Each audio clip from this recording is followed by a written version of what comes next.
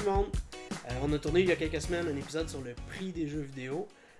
On vient tout juste d'ajouter une petite section à la fin sur les rabais qui ont lieu avec le E3. Donc restez à l'écoute pour ça. Merci! Salut à tous et bienvenue à ce nouvel épisode d'Effet CG. Mon nom est Robert et je serai votre modérateur aujourd'hui. J'ai le plaisir d'avoir, encore une fois, décidément on va commencer peut-être à jouer au Loto 649, d'avoir les 5 membres d'Effet CG réunis ce soir. Wouhou!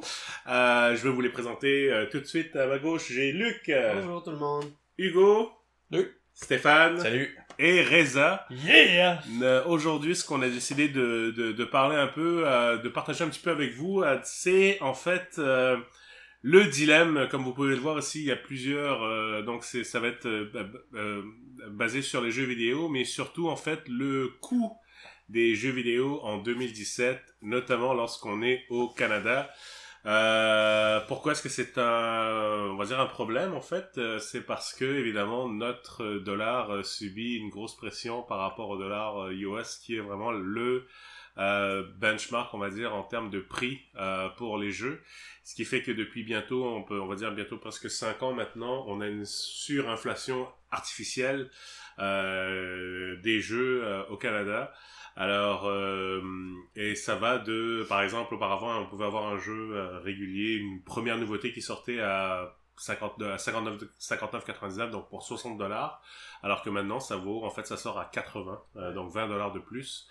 Évidemment, vous rajoutez les taxes et tout ça, donc un nouveau jeu neuf peut sortir avec taxes, arriver à jusqu'à 92, ce qui est vraiment très, très, très, très, très cher.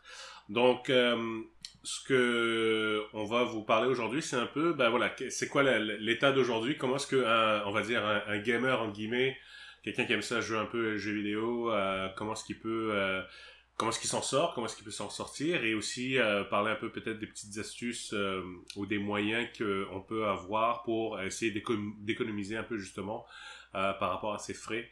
Mais avant de parler de ça, je voulais savoir un petit peu peut-être pour Stéphane et Reg, je sais que de votre côté, au niveau de l'achat des jeux vidéo, c'est moins fréquent peut-être que moi ou Luc et de Hugo.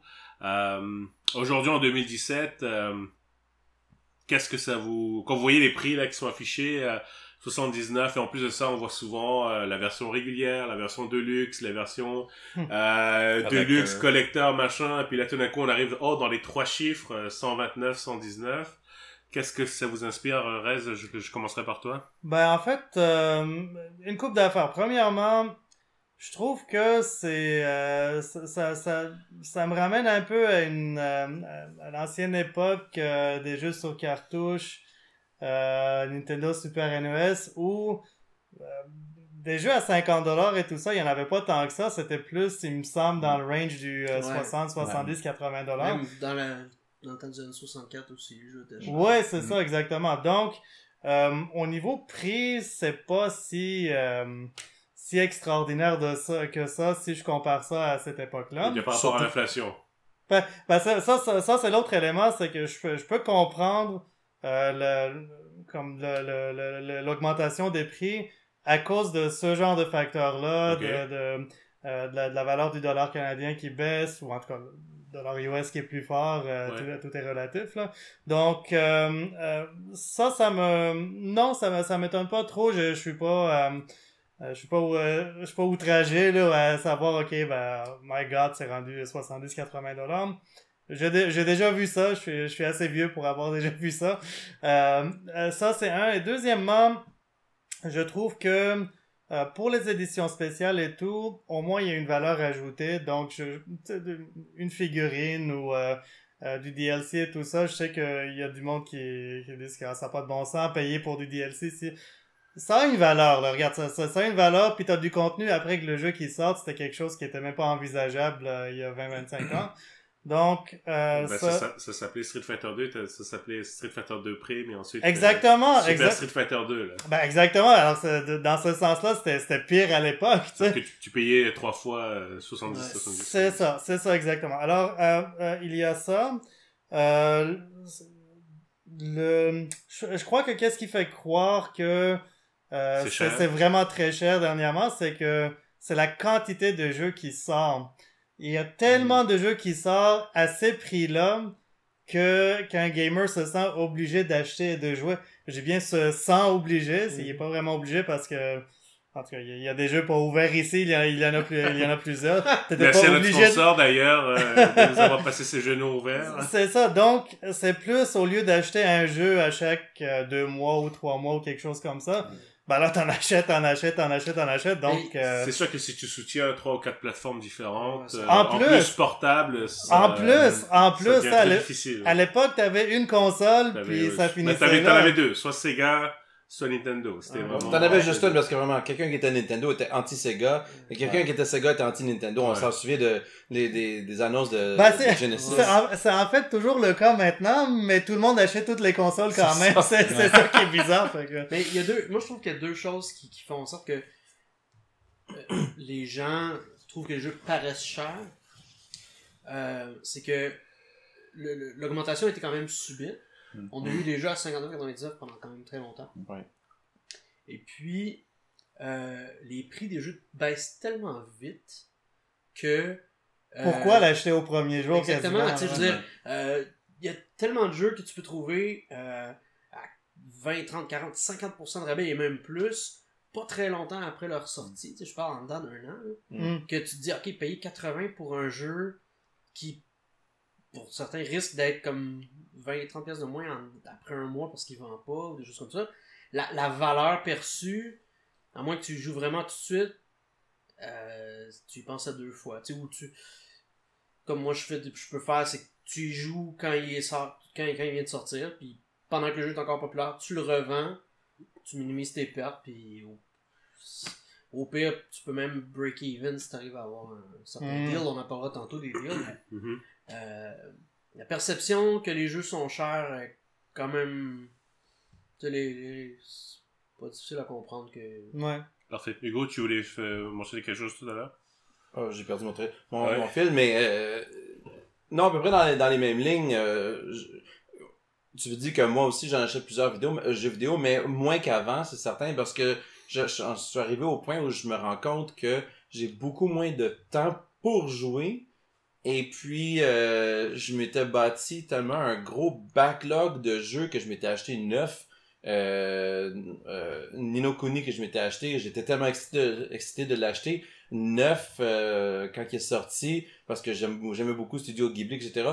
J'ai peut-être joué comme 2 heures, pas par manque d'intérêt, mais par manque de temps. J'ai comme lâché le jeu, et là maintenant il fait partie de mon backlog. J'ai payé ça plein prix. Je le regrette aujourd'hui parce que 3 mois plus tard, il était en spécial, en spécial, puis il était moins que moitié prix. Mais en fait, Robert, à moins que je me trompe, toi, souvent, comme tu achètes le jeu dès qu'il sort, alors, mais étant donné que, bon, avec le temps limité, la valeur qui baisse tout de suite et tout ça, pour toi, c'est quoi la motivation de l'acheter tout de suite là? Il me semble que... je te dirais, moi, t'es quelqu'un de rationnel, il me semble.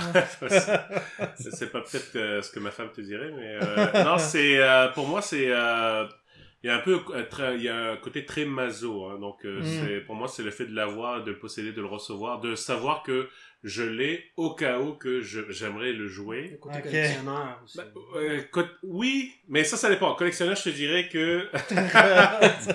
Collectionneur, oui, mais souvent, le côté collectionneur peut prendre vite carrément une débarque. Vous m'avez déjà vu emmener des trades et trader à coups de sac. Des fois, ça peut switcher. Mais c'est plus le fait de savoir que si j'ai l'option, je l'ai et que je n'ai pas besoin d'attendre quoi que ce soit. T'essaies d'avoir des deals. Oui, mais ça, on va en parler plus tard. C'est sûr que, mais même jusqu'à auparavant, j'ai eu, je veux dire, en général, c'est rare que je me dise, ok, je vais attendre que ça baisse peut-être 5 à 10 $. Je me dis, bah, ce n'est que, entre guillemets, 5 à 10 $ de plus, mais quand tu fais ça sur plusieurs plateformes, c'est vrai que ça peut aller assez cher. Mais j'aimerais peut-être, pour toi, Stéphane, je sais que t'étais pas mal actif au niveau des jeux. T'es un peu plus en setback, mais en ce moment, tu regardes un petit peu, encore une fois, tu te balades, tu regardes un peu les annonces, des choses comme ça.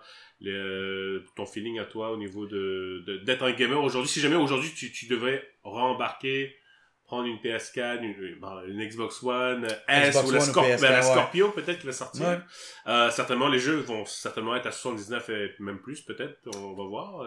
Pour toi, est-ce que c'est un frein pour toi ou au contraire, tu sais quoi, si t'en as pour ton argent, pourquoi pas, tu serais prêt à mettre un investissement? Écoute, quand ça arrive à des jeux que je suis vraiment fan, comme Mass Effect, Red Dead Redemption, Skyrim, je vais l'acheter quand ça va sortir parce que c'est quelque chose que je tiens à cœur.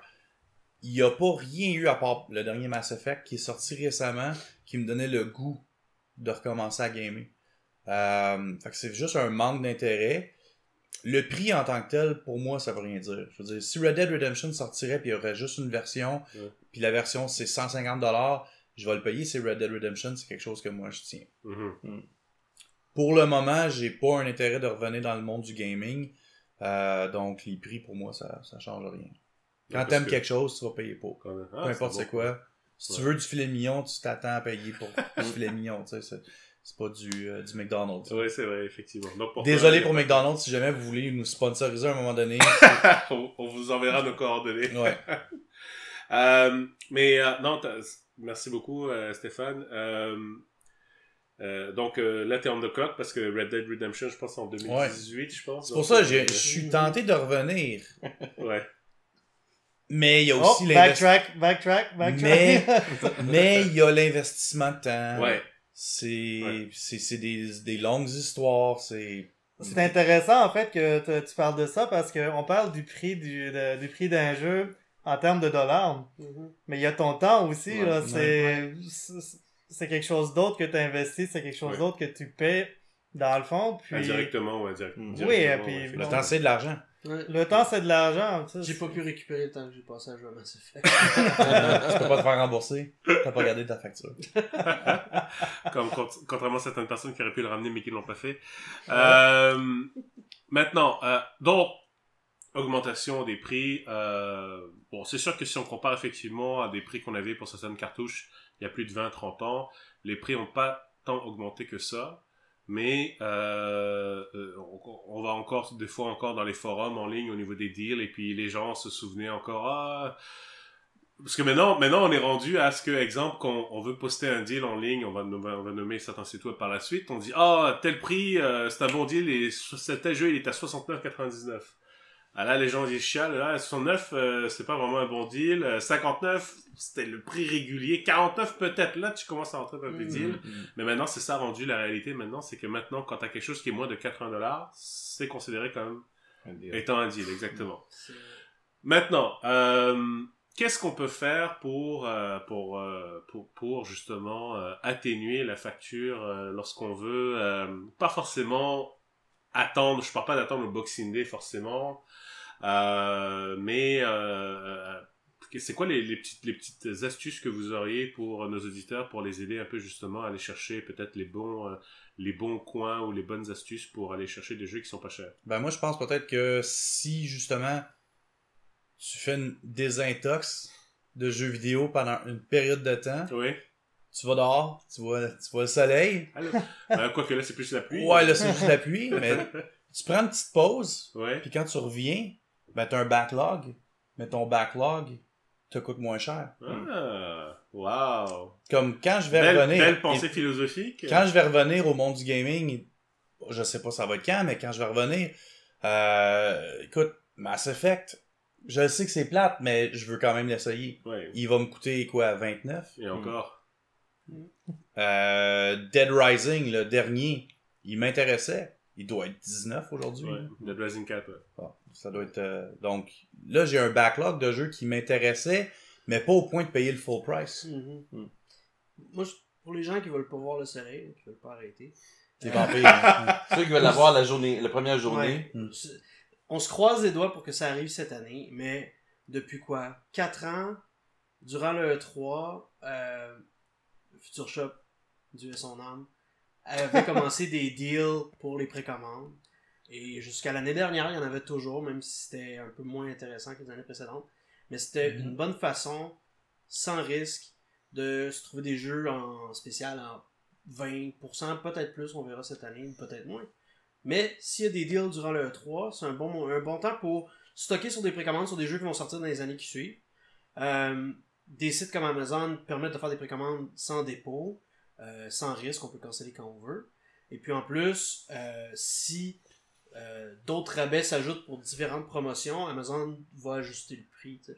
Puis le garde au prix le plus si bas. la commande a été le prix Le plus bas, ouais. Alors, Fait si le prix augmente, il augmente. Non, Ouais, il augmente pas pour le client Amazon. Dans Amazon, quand tu fais ta commande, le prix le plus bas que ça a jamais été durant toute l'existence entre ta commande et la livraison, c'est toujours le prix le plus bas qui va être enregistré quoi qu'il arrive.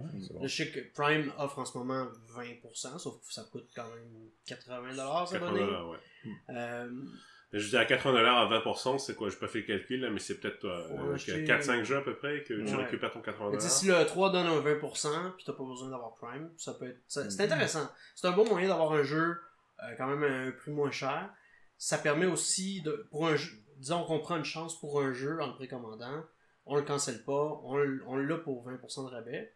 Mais si le jeu est pas très bon, tu peux le refiler sur un site de revente pour le prix que tu l'as payé ou même plus. Mais ton rabais Amazon Prime, est-ce qu'il est combinable avec, mettons, le non, rabais parce qu'Amazon E3, Prime, c'est toujours 20% sur le prix d'origine. Ok. Si tu as un rabais de plus à cause, mettons, du E3, Ouais. il va comme s'annuler. Ah, Tu ok, n'auras ok. pas les deux.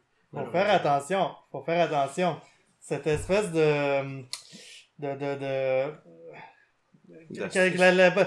quasiment cette espèce d'obsession comme avoir le bon deal, ok, je combine avec ça. C'est comme ça qu'on se bâtit un gros backlog aussi de jeux Oui, qu'on touche mais il y a pas. des gens qui aiment ça jouer à des jeux quand ils sortent. Oui, Sans oui, je sais. nécessairement se bâtir un backlog. Moi, en tout cas, my two cents, là, c'est la meilleure, en tout cas, la chose que moi je ferais si j'étais plus gamer ou, je dirais peut-être, t'achètes un jeu ou deux, puis t'en achètes pas d'autres avant d'avoir fini celui-là. Ouais. Ça, c'est une autre bonne idée aussi. Ça prend de la discipline, un petit peu, mais bon, on est tous des grands, on est capable de... Un autre idée ou un autre truc, plus spécifiquement pour PlayStation Network, PSN ne facture pas les taxes. Quoi? Exactement. Comment ça? Monsieur Couillard, si vous entendez. Donc, ça peut être intéressant d'acheter un jeu de façon numérique, sauf qu'on peut pas le revendre. Sauf que des fois, on peut aussi trouver des cartes prépayées en spécial. Fait qu'en combinant des cartes prépayées payées moins cher avec l'argent sauvé des taxes, des fois on peut avoir un rabais intéressant en achetant de façon numérique. Donc quand il y a des rabais sur les cartes prépayées, des fois c'est bon de faire un stock-up, et ensuite de pouvoir acheter sur PSN. Mais moi je préfère toujours l'acheter physique quand c'est un jeu de console, parce que le risque est moins grand, parce que si le jeu est pas bon, comme Mass Effect Andromeda, j'y ai joué quand même pas mal, mais j'ai réussi à le revendre plus cher que je l'ai acheté, parce que j'avais eu un bon rabais, parce que je l'avais précommandé là pratiquement 3 ans sur Amazon. Fait que, bon, c'est une tendance qui va peut-être s'éliminer. Amazon va peut-être mettre fin au rabais du E3, on sait pas. Mais s'il l'a encore cette année... L'année dernière, ils avaient seulement mis 20%, ils n'avaient pas mis 30%. Hein, donc, Hugo, toi, je sais que souvent, tu es pas mal sur... Il y a une plateforme... Là, ça va être un autre débat par la suite entre... Justement, on a parlé un peu des jeux physiques versus dématérialisés, mais par exemple Steam aussi, qui est une grosse plateforme où souvent il y a beaucoup de rabais. Il y en a beaucoup moins qu'il y en avait avant. Quand j'avais commencé à acheter des jeux sur PC par Steam, ça fait comme 5-6 ans de ça. Il y avait régulièrement des grosses ventes. Alors, une vente de printemps, vente d'Halloween, vente de Pâques, vente du temps des fêtes. Et là, il y avait beaucoup de jeux à des rabais quand même assez bons. Et des espèces de ventes flash à chaque jour. Il y avait toujours un nouveau jeu avec un gros rabais. Alors, on pouvait comme avoir une stratégie là, de pas tout de suite acheter un jeu s'il est dans la vente principale. Peut-être voir que s'il va être dans une vente flash, il y avait beaucoup de moyens d'acheter des jeux qui étaient peut-être pas le jeu le plus récent, mais des gros jeux, là, des AAA à rabais. Maintenant, les ventes sont un peu moins bonnes sur Steam, mais il y a souvent quand même les événements qui reviennent. Sont un petit peu moins très, mais c'est quand même des bons rabais, puis c'est quand même des jeux moins chers. Ouais. Et ils ont aussi une politique de remboursement aussi, je pense. Maintenant, ils ont une politique de remboursement. Je pense que c'est 2 semaines ou 2 heures de jeu, ce qui vient en premier. C'est honnête. C'est quand même pas pire. Alors, on peut Et rembourser puis, un ils te jeu. remboursent au complet. Rembourse au complet, aucune question de... C'est vraiment bien fait. Alors, si le jeu est vraiment pas bon, comme il y a beaucoup de gens qui ont remboursé No Man's Sky quand ils ont acheté sur PC, surtout avec les gros bugs qu'ils ont eu. Heureusement que j'ai pas acheté ça digital, hein, parce que sinon je me serais... Et même beaucoup PSN voulu. a eu des remboursements. Oui, Oui, c'est vrai. Ce qui est PSN a quand fait des même remboursements. presque pas du jamais vu, mais très rare. Ouais, rare. c'était très rare. Il y a aussi la plateforme Humble, il y a les trucs Humble Bundle, pardon, excuse-moi. Ouais. Ou, Green for Gaming, des choses comme ça. Il y en a plusieurs, des sites. Il y a plusieurs sites sur Internet. Un de mes préférés à moi, c'est Humble Indie Bundle, où ils font à chaque semaine ou à chaque 2 semaines, il y a une nouvelle panoplie de rabais. Ils ont comme un bundle. Alors, pour quelques dollars, vous avez... pour $1, vous avez une sélection de jeux. Souvent, c'est des jeux indie. Alors, pour un petit peu plus d'argent ou payer plus que la moyenne que ce que les gens payent, on a accès à un autre niveau de jeu. Un autre palier, ouais. Un autre palier de jeu. Puis ensuite, si on paye $15, là, vous avez les 2 gros jeux, là, qui c'est souvent des Tout le monde veut AAA. avoir, ouais. Et, une fois de temps en temps, les gros développeurs, les grosses boîtes comme Comme EA, Nintendo, des fois. non, pas Nintendo, mais oui, Nintendo a eu un Avec PlayStation le 3DS, récemment a eu Ouais. un kit. THQ Nordic avait fait ouais, un bundle, je l'ai acheté, Je l'ai c'était acheté moi aussi. intéressant. Avec Darksiders 1 et 2, les versions refaites pour la PS4. Ce que j'aime bien avec ça, c'est qu'effectivement, je vais laisser continuer après, mais c'est que c'est rare que ça dépasse $20. Ouais, c'est ça. C'est très rare. Souvent, c'est entre 15 et 20. Ouais, Donc, t'as quand même 6, 7, 8, 9, 10 jeux. Là. C'est Ouais, vraiment ouais. beaucoup. Là. très, très Mais rapidement. là, la question, c'est est-ce que tu vas y jouer? Ça, c'est la bonne question. Ben, c'est ça. Ça, Mais c'est Humble Indie Bundle est la raison pourquoi ma librairie de Steam est rendue à quelque chose comme 200 jeux. Dont j'ai peut-être joué à 30. Gros max. Mais tu sais que, pour acheter le bundle, tu as droit à tous les jeux de tous les paliers. Alors, je veux dire, tu augmentes ta collection, même si tu t'es pas intéressé au jeu. Souvent, tu vas acheter le package pour un jeu. Et ils ont maintenant aussi le monthly sur un Humble Indie Bundle. Alors, comme c'est les quoi, non? mais c'est comme les loot crates. Alors, tu payes un certain montant par mois et ils annoncent déjà toujours Le un thème. ou 2 jeux à l'avance. Ok. Pour le prochain mois, c'est ce qui va être dans le package. Et puis, quand la journée du mois arrive, on débarre tous les jeux que personne ne sait ça va être quoi. Ok. Et là, on a accès. Je m'étais abonné un mois récemment parce qu'il y avait The Witness qui était comme le jeu vedette pour ce mois-là. Ouais. Pour $12. J'attendais avoir un beau rabais pour ce jeu-là. Et puis, je me suis abonné pour un mois et là, je l'ai cancellé. J'aimerais juste passer un message, un avertissement. Si vous êtes abonné à PSN, PlayStation Network, à PS Plus, PS Plus, ouais. faites attention de ne pas acheter tous les bons jeux indie qui semblent sortir. Parce que on dirait que la plupart se retrouvent inévitablement Dans le jeu offert dans le jeu gratuitement. du mois. Oui. Puis on se dit, ok, j'avais payé 15$ le 6 mois pour ce jeu-là, mais j'y ai même pas joué encore. Ouais. Puis là, il est gratuit. Oui. Je sais qu'il y a beaucoup de jeux indie qui ont l'air très bons, qui sont très bons. Mais si moi, vous j'attends- avez le moindre backlog, moi je dirais attendez. J'attends toujours Axiom Verge, par contre. Il n'est pas sorti encore. Ça sent bien. Et on dirait qu'il y a, ouais, moi je suis sûr que ça s'en vient. On dirait qu'il y a certains jeux qui veulent pas Mais bon, sortir c'est un sur coup, PS Plus, mais c'est un bon conseil. c'est un gamble, tu sais, c'est... Ouais. Mais bon. Mais j'aime beaucoup PS Plus. Même sur certains mois, la variété est pas excellente. J'ai quand même eu accès à des jeux que j'aurais jamais joué. Ouais. Comme je me serais jamais acheté Journey. Mhm. Mais Ouais. même si j'ai eu gratuit, j'ai joué. Ça a pris quoi? Quelques cool. heures. Ouais, C'était une bien. belle expérience. Une belle aventure. J'aurais jamais payé plein prix pour ce jeu-là. Là. Ouais. Mais j'étais content de l'avoir eu gratuit par mon PS Plus. Même si PS Plus n'est pas gratuit, mais qu'est-ce que tu veux? Ouais, non, c'est ça. Parfait.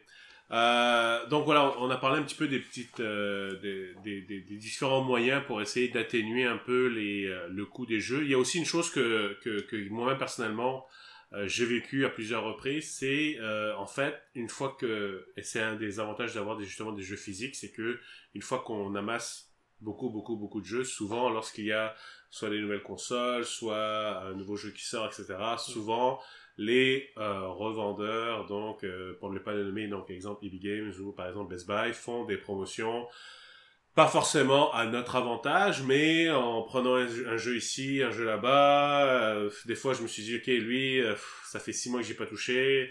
Est-ce que je vais vraiment y toucher dans les 6 premiers mois? Peut-être pas. Ok, ils vont encore peut-être 15-20$. Ils font un top-up de 15-20% si je ramène 2 autres jeux. Ok, là j'essaie de... Fait qu'au fond, qu'est-ce qu'on fait? On trade 3 jeux ou 4 jeux pour un nouveau, bon, qu'on veut vraiment, à ce moment-là, ça nous permet quand même de diminuer le coût du nouvel achat. Encore une fois, on rentre dans la consommation, mais ça c'est un autre débat. C'est ce qu'on a fait d'ailleurs, toi et moi, Luc, pour la PS4 Pro par exemple. La Switch aussi, ils avaient certaines promotions. Donc, tenez-vous au courant aussi. Des fois, ça arrive pas souvent, mais peut-être une fois ou 2 fois par année, ils ont des deals qui sont quand même assez intéressants.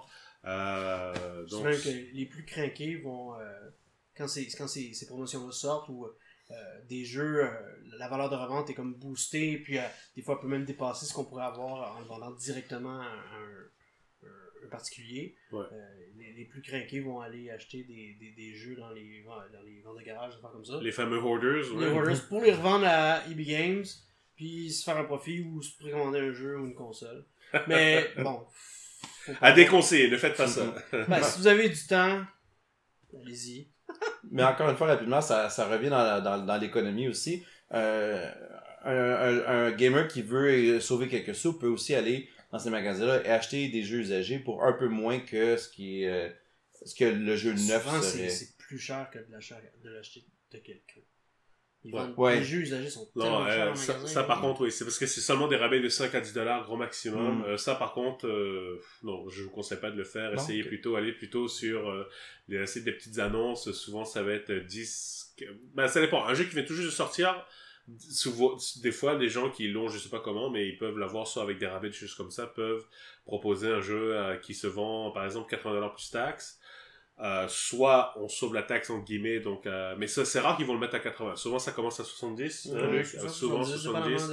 S'ils veulent vraiment le vendre, peut-être 65 à 60. Là, il y a beaucoup de compétition. Ça dépend toujours offre et demande, mais souvent peut-être après un mois, un jeu qui était prix neuf à 79 se retrouve facilement dans les 65, dans les 60, 65 à peu près. Le temps que EB Games arrive à un prix comme ça, tax in, parce qu'ils vous chargent la taxe aussi en plus. Faut attendre au moins 6 mois, etc. etc. Donc, voilà. À moins que ce soit un flop monumental. Voilà, Mass Effect. Donc, je pense qu'on a fait quand même pas mal le tour un petit peu. C'est un sujet qui me tenait à cœur parce que c'est un hobby qui coûte quand même assez cher. Surtout que maintenant, la durée de jeu, la durée de vie d'un jeu maintenant ne se compte plus vraiment en dizaines d'heures. C'est en quelques heures. Tu disais, Rez, qu'on n'a plus beaucoup de temps, c'est vrai. Puis en fait, heureusement qu'un jeu ne dure pas 20 heures à finir. Heureusement que tous les jeux auxquels on joue ne sont pas des Skyrim, parce qu'imaginez, sinon, on jouerait plus vraiment à grand chose, ou des Red Dead, ou des, etc., etc. Mais, c'est ça. Je pense que pour moi, ce qui est intéressant de savoir est-ce que je veux vraiment acheter le jeu ou pas, c'est est-ce que j'aime la licence? Est-ce que je suis fan, oui ou non? Est-ce que jusqu'à quel point je veux encourager entre guillemets le studio, les créateurs? C'est la première question que je me pose. Deuxièmement, c'est vrai, c'est quelque chose que moi-même je devrais faire plus souvent, c'est quoi le temps que je me donne pour y jouer justement? Donc exemple, si d'ici les 30 prochains jours, j'ai pas l'intention d'y jouer ou de le mettre de côté ou de vraiment de me mettre dedans, à ce moment-là, peut-être que ça vaut pas la peine de le commander, même avec moins 20% de rabais, parce que effectivement, les rabais arrivent quand même assez rapidement. Donc, est-ce que vous avez quelque chose rapidement à rajouter en quelques secondes? Sur ça, je vais aller acheter une Justice à 130$. Parce que vous êtes fan, parce que vous aimez ça, parce que voilà. Puis parce que les statuettes, puis les Infinity Gems sont cute. Ça, c'est Marvel. Ouais. Parfait. Alors, j'espère que ça vous a plu. Un petit débat sur le prix des jeux actuellement. Et sur ce, FCG vous dit à la prochaine. Et si vous avez encore une fois aimé ce que vous avez vu, n'hésitez pas à nous écrire des commentaires et à liker la page Facebook et YouTube. À la prochaine. Bye tout le monde. Ciao. Bye. Alors, j'espère que vous avez apprécié la section qu'on a présentée sur le prix des jeux. Alors, en ce moment, ça tombe bien au niveau du timing parce que, comme Luc vous l'avez dit au tout début de cette séquence, de cette capsule, c'est bientôt, en fait, ou c'est en ce moment le E3. Et bien sûr, comme on l'a mentionné durant notre capsule, notre vidéo, en fait, les détaillants se font la guerre quand même pas mal, ouais, aujourd'hui. Ça, Luc et moi, parce qu'évidemment, on est parmi dans toute l'équipe de FCG. Nous sommes, je pense, ceux qui sont le plus à cheval au niveau des grandes nouveautés. Et on voulait vous partager justement des réflexes qui peuvent quand même vous sauver pas mal d'argent. On parle de 38 jusqu'à 38% de rabais. Alors, Luc, je peux te laisser, vu que c'est toi qui m'avais envoyé la nouvelle, te laisser partager un peu la nouvelle à nos auditeurs. Ouais, cette année, on s'attendait pas à grand-chose côté rabais, vu le dollar canadien et tout ça. Puis l'année dernière, Amazon offrait 20% de rabais sur les L'année précommandes précédente, comme on l'avait dit, c'était 30. Ouais, c'est ça. Sauf que là, Walmart a vraiment brassé la cage avec des précommandes à 49,96. Pas tous les jeux, parce que là, bon, c'est sûr que on est en date de l'enregistrement pré-E3. Mais les jeux qui ont déjà été annoncés, soit cet été, au printemps plutôt, ou l'année dernière, sont à 49,96. Donc, si tu me permets peut-être d'en nommer quelques-uns, le nouveau Spider-Man, Death Stranding, God of War, Mario Odyssey. Mario Odyssey, qui, on ne sait pas pourquoi, sur Amazon était rendu à $100, même à EB Games aussi, $100. N'importe quoi. Bref, quand même des gros jeux. Red Dead Redemption 2. Surtout Red Dead Redemption 2. Fait que c'est quand même des titres assez majeurs. Il y a pas mal de AAA, évidemment, que Walmart a décidé de mettre à ce prix-là. Tout d'un coup en vente. Alors, Amazon a suivi. Exactement, c'est ça. Donc moi, entre-temps, je me suis empressé, ok, je commande tout de suite sur Walmart. Et là, Luc me dit que non, mais finalement, Amazon a coupé l'herbe sous le pied carrément de Walmart et a décidé également de mettre les mêmes titres, en fait. Les mêmes titres au même prix. Même que Walmart avait probablement dépassé son lot de précommandes, puis il y en avait qui étaient comme sold out. Ouais. Même ceux-là, Amazon n'a pas mis le rabais. Fait qu'ils ont vraiment été à cheval sur dire, ok, on match seulement ce que Walmart offre comme rabais. Ouais. Fait que c'est pas la stratégie de Amazon. On sait pas encore ce qu'Amazon va offrir durant le E3, mais on sait qu'ils matchent les concurrents. Fait que c'est une bonne chose que Walmart ait commencé ça. Là, il faut garder un œil avec les conférences de presse. Si des jeux se font ajouter à ce prix-là, soit sur le site de Walmart ou Amazon, ça vaut la peine. Moi, je suggère dans ces cas-là, c'est utiliser la stratégie shoot now, ask later. Buy now, refund later. Ouais, parce que vous pouvez canceller quand vous voulez. Ils ne vous chargent pas tout de suite. Puis à ce prix-là, si vous ne l'aimez pas, vous pouvez le revendre en première semaine à profit. Fait que lâchez-vous lousse, puis précommandez tout ce que vous voulez. C'est ça. Sur Kijiji, c'est vraiment quelque chose qu'on peut faire facilement. Ouais. Donc, voilà, écoutez, j'espère que ça vous a plu. Gardez l'œil. Également, peut-être, par exemple, je sais qu'Epic Games, c'est un peu moins bon, là, mais je sais que des fois, ils ont des promos. Ils vont peut-être offrir des bobbleheads à prix régulier. Ouais, c'est ça. Donc, j'espère que ça vous a plu. Et puis, encore une fois, j'espère que vous allez apprécier toutes les nouvelles du E3. Et on vous dit à très, très bientôt pour nos impressions également sur le E3 et les grosses nouvelles à annoncer. Et peut-être, qui sait, qu'on vous présentera éventuellement à la fin de l'année, la Scorpio. Bye bye! Bye!